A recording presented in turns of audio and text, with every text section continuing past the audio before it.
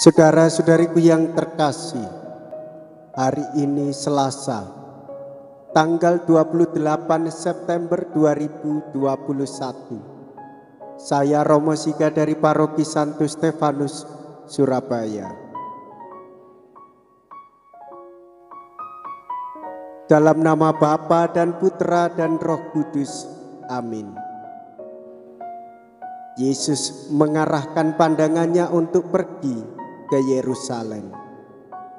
Mea culpa, mea culpa, mea maxima culpa. Marilah kita berdoa.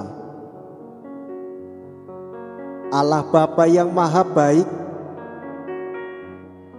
Engkau akan memberitahu bagaimana Engkau mendampingi kami, bagaimana Engkau memperhatikan kami melalui nabi-Mu yang paling agung, ialah Yesus dari Nazaret.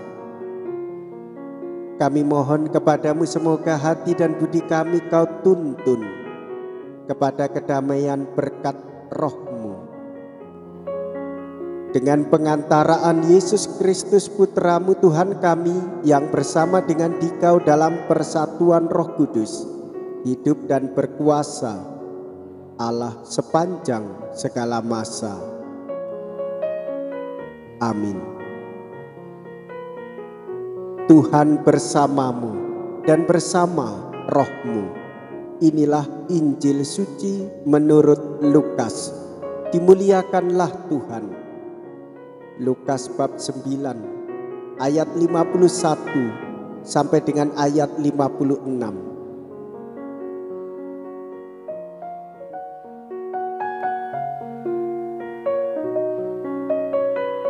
Ketika hampir genap waktunya diangkat ke surga, Yesus mengarahkan pandangannya untuk pergi ke Yerusalem.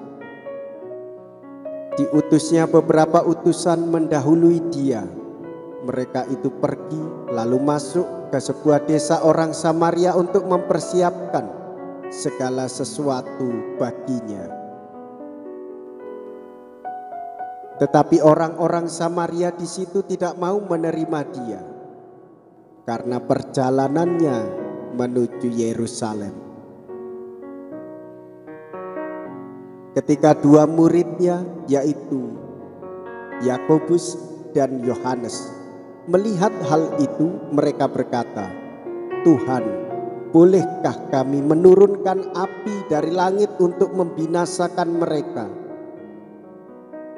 Tetapi Yesus berpaling dan menegur mereka, "Kalian tidak tahu apa yang kalian inginkan.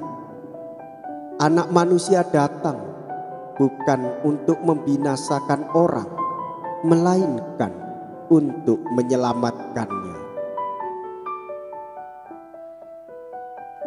Lalu mereka pergi ke desa lain.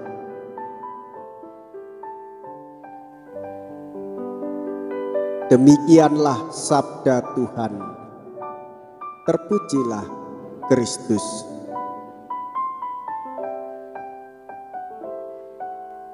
Saudara-saudariku yang terkasih, Yesus hendak pergi ke Yerusalem untuk terakhir kalinya. Para murid belum menangkap apa maksudnya, maka mereka mau mempersiapkan jalan, bila perlu dengan kekerasan. Tuhan Yesus tidak menghendaki kekerasan, tetapi kelembutan, keramah tamahan, dan kerendahan hati. Namun mereka belum juga menangkap bahwa kenyataan ia ditolak, menderita, dan sengsara. Saudara, Mesias harus melayani, berkorban, dan wafat demi keselamatan kita. Itu semua termasuk yang harus dialami Kristus.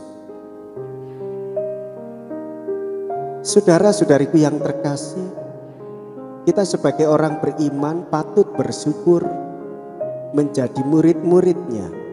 Janganlah kita melawan penolakan dengan kekerasan. Janganlah kita mudah mengeluh akan hidup dan situasi yang memprihatinkan. maka jangan merasa sedih ketika susah bekerja. Jangan merasa menderita ketika menerima kehadiran anak-anak. Banyak anak, sungguh itu anugerah. Jangan mengeluh, itu pemberian rahmat ilahi. Mendampingi anak-anak itu tugas kita. Mendampinginya belajar, menjadi teladan yang inspiratif bagi anak supaya kelak ia dewasa dan mandiri dalam meraih cita-citanya. Hal itu semua bagian dari pelayanan hidup sebagai orang-orang beriman.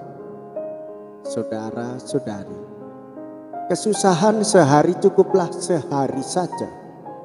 Esok perjalanan hidup harus dijalani dengan penuh syukur. Sebagaimana Yesus menderita untuk kita, maka kita semua beranilah menanggung salib untuk membesarkan anak sebagai anugerah dari Tuhan.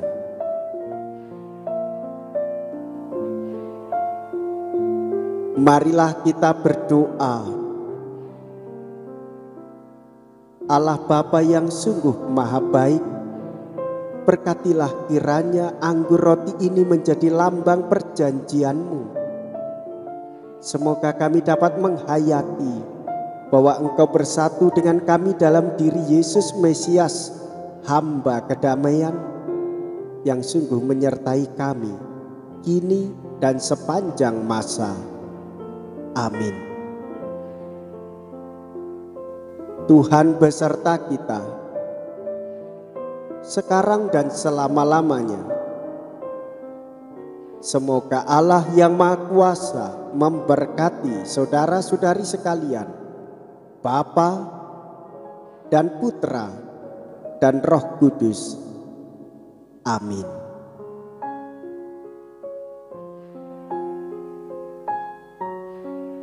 Saudara-saudariku yang terkasih, pergilah, ibadat sabda sudah selesai. Syukur kepada Allah.